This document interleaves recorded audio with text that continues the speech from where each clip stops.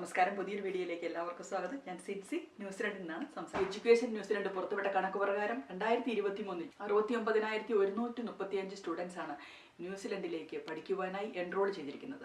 This present 67% increase from the past year. ന്യൂസിലൻഡിലെ community ഡെവലപ്മെന്റിനും financial ഗ്രോത്തിനുമൊക്കെ ഈ ഇന്റർനാഷണൽ സ്റ്റുഡന്റ് വളരെ വലിയ പങ്കാണ് വഹിക്കുന്നത്. അപ്പോൾ ഇതിൽ നിന്നൊക്കെ നമുക്ക് മനസ്സിലാകുന്നത് New Zealand is an attractive place for other people to come here and study and also to leave in New Zealand. ന്യൂസിലൻഡിലേക്ക് കൂടുതലായിട്ടും ഇന്റർനാഷണൽ സ്റ്റുഡൻസ് വന്നിരിക്കുന്നത് 32% വന്നിരിക്കുന്നത് ചൈനയിൽ നിന്ന് തന്നെയാണ്.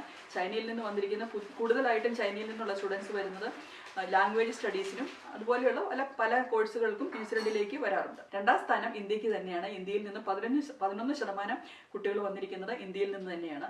അടുത്തതായിട്ടുള്ളത് ജപ്പാനിൽ നിന്നും കൊറിയയിൽ നിന്നുമാണ് അടുത്തതായിട്ടുള്ളത്. ഇനി അടുത്ത വർഷത്തേക്ക് ചിന്തിക്കുകയാണെങ്കിൽ നമ്മുടെ നാട്ടിൽ നിന്നും കൂടുതലായിട്ടും സ്റ്റുഡൻസ് പഠിക്കുവാനായി പോയിരുന്നത് കാനഡയിലേക്കും UK-യിലേക്കും അമേരിക്കയിലേക്കും ഒക്കെ ആയിരുന്നു. അതുപോലെ തന്നെ ഓസ്ട്രേലിയയിലേക്കും. 2018 കാനഡ ഒരു fast track student permit visa കൊടുക്കാറുണ്ടായിരുന്നു. അത് ഇപ്പോൾ സ്റ്റോപ്പ് ചെയ്തിരിക്കുകയാണ്. അതുകൊണ്ട് തന്നെ കാനഡയിലേക്കുള്ള സ്റ്റുഡൻസിന്റെ ഒഴുക്ക് കുറയുവാൻ സാധ്യതയുണ്ട്. അമേരിക്കയുടെ 47ാമത്തെ പ്രസിഡന്റായി ഡൊണാൾഡ് ട്രംപ് രണ്ടാമതും സ്ഥാനമേൽക്കുമ്പോൾ എങ്ങനെയായിരിക്കും ഇന്റർനാഷണൽ സ്റ്റുഡൻസിന്റെ ഗതിയെന്ന് നമുക്കറിയത്തില്ല. അതുപോലെ എത്രമാത്രം അവരെ സ്വാഗതം ചെയ്യുമെന്നും നമുക്കറിയത്തില്ല. അതുകൊണ്ടൊക്കെ തന്നെ അമേരിക്കയിലേക്കുള്ള ഇന്റർനാഷണൽ സ്റ്റുഡൻസിന്റെ മൈഗ്രേഷൻ കുറയുവാനുള്ള സാധ്യതയാണ് നമ്മൾ കാണുന്നത്. അങ്ങനെ അമേരിക്കയിലേക്കും കാനഡയിലേക്കുമുള്ള ഒഴുക്കുകൾ കുറയുമ്പോൾ ന്യൂസിലൻഡിലേക്ക് ഒഴുക്ക് കൂടുവാൻ തന്നെയാണ് സാധ്യത.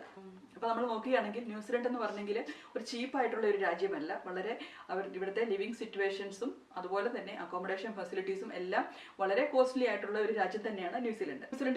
ന്യൂസിലൻഡിലെ ഗവൺമെന്റ് എന്ന് പറഞ്ഞെങ്കിൽ ഇന്റർനാഷണൽ സ്റ്റുഡൻസിനെ വെൽക്കം ചെയ്യുന്ന ഒരു കാര്യമാണ്. ഇപ്പോൾ 2027 ആകുമ്പോഴത്തേക്ക് 100,000 സ്റ്റുഡൻസ് വരുമെന്നുള്ളത് തന്നെയാണ് കണക്ക് പ്രകാരം സൂചിപ്പിക്കുന്നത്.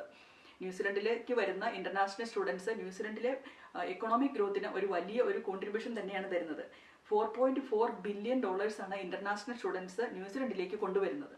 അതുകൊണ്ട് തന്നെയാണ് ന്യൂസിലൻഡ് ഗവൺമെന്റ് ഇന്റർനാഷണൽ സ്റ്റുഡൻസിനെ നന്നായി വെൽക്കം ചെയ്യുന്നതും അവരെ നന്നായി ട്രീറ്റ് ചെയ്യുന്നതും. ഇനിയിപ്പോൾ കണക്കുകളൊക്കെ അനുസരിച്ച് ഇപ്പോൾ ഞാൻ പറഞ്ഞതനുസരിച്ചും 2025 ന്യൂസിലൻഡിലേക്ക് ധാരാളം ഇന്റർനാഷണൽ സ്റ്റുഡൻസ് വരുവാനുള്ള സാധ്യത കാണുന്നുണ്ട്. ഇനിയും ന്യൂസിലൻഡിലേക്ക് വരുവാൻ വേണ്ടി ഇപ്പോൾ എൻറോൾ ചെയ്യേണ്ട സമയമാണ്. എൻറോൾ ചെയ്ത് ഫെബ്രുവരി മാസത്തിലാണ് ന്യൂസിലൻഡിലെ പുതിയ യൂണിവേഴ്സിറ്റികളിലും അതുപോലെ തന്നെ സ്കൂളുകളിലേക്കുള്ള സ്റ്റുഡൻസ് ആണെങ്കിലും എൻറോൾ ചെയ്യേണ്ട സമയമെന്ന് പറഞ്ഞെങ്കിൽ ഇപ്പോഴാണ്. ഫെബ്രുവരി മാസത്തിലായിരിക്കും ക്ലാസ്സുകൾ തുടങ്ങുന്നത്. കോഴ്സ് ചൂസ് ചെയ്യുന്ന സമയത്ത് അല്ലെങ്കിൽ എവിടെയാണ് നിങ്ങൾ പഠിക്കുവാൻ ചൂസ് ചെയ്യുന്ന യൂണിവേഴ്സിറ്റി ചൂസ് ചെയ്യുന്ന സമയത്ത് നിങ്ങൾ കെയർഫുൾ ആയിട്ട് ചൂസ് ചെയ്യണമെന്നുള്ളതാണ് എനിക്ക് നിങ്ങളുമായി പറയുവാനുള്ളത്. ഇപ്പോഴത്തെ സാഹചര്യത്തിൽ ഇന്റർനാഷണൽ സ്റ്റുഡൻസിന് പഠിച്ചു കഴിയുമ്പോൾ ഓപ്പൺ വർക്ക് വിസ കിട്ടാറുണ്ട്. 2 വർഷം 3 വർഷം എല്ലാം സ്റ്റേ ബാക്ക് വിസ കിട്ടുന്ന കോഴ്സുകളാണുള്ളത്.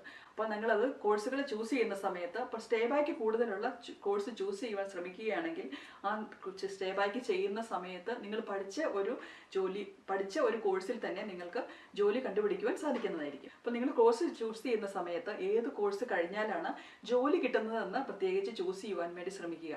അപ്പോൾ നിങ്ങൾക്ക് നോക്കാം, അതാണ് ഇവിടുത്തെ പല ജോബ് സെർച്ച് വെബ്സൈറ്റുകളുണ്ട്. ആ വെബ്സൈറ്റുകളിൽ കയറി നോക്കുകയാണെങ്കിൽ നിങ്ങൾക്ക് മനസ്സിലാവും അതിൽ കയറി നോക്കുമ്പോൾ നിങ്ങൾക്ക് മനസ്സിലാവും ഏത് ജോലികൾക്കാണ് കൂടുതലായിട്ടും ഡിമാൻഡ് ഉള്ളതെന്ന്.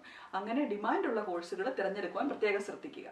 ന്യൂസിലൻഡിലേക്കുള്ള ജോബ് സെർച്ച് വെബ്സൈറ്റുകൾ എന്ന് പറഞ്ഞെങ്കിൽ seek.co.nz എന്ന് പറയുന്ന ഒരു വെബ്സൈറ്റ് ഉണ്ട്. അതുപോലെ തന്നെയുള്ളതാണ് ഇപ്പോൾ ഹെൽത്ത് റിലേറ്റഡ് കോഴ്സുകൾ ചെയ്യുന്നവർക്കാണെങ്കിൽ കിവി ഹെൽത്ത് ജോബ്സ് എന്ന് പറയുന്ന ഒരു വെബ്സൈറ്റ് ഉണ്ട്. അവിടെ കയറി നോക്കാവുന്നതാണ്. അതുപോലെ തന്നെ പല ആർട്ടിക്കിളും നിങ്ങൾ സെർച്ച് ചെയ്ത് വായിച്ചു നോക്കുക. ഏത് കോഴ്സിന് വന്നെങ്കിൽ എങ്ങനെയാണ് നിങ്ങൾക്ക് ജോലി കിട്ടുവാനുള്ള സാധ്യതയെന്ന് അറിഞ്ഞിട്ട് മാത്രം നിങ്ങൾ ന്യൂസിലൻഡിലേക്ക് വരുവാൻ ശ്രമിക്കുക.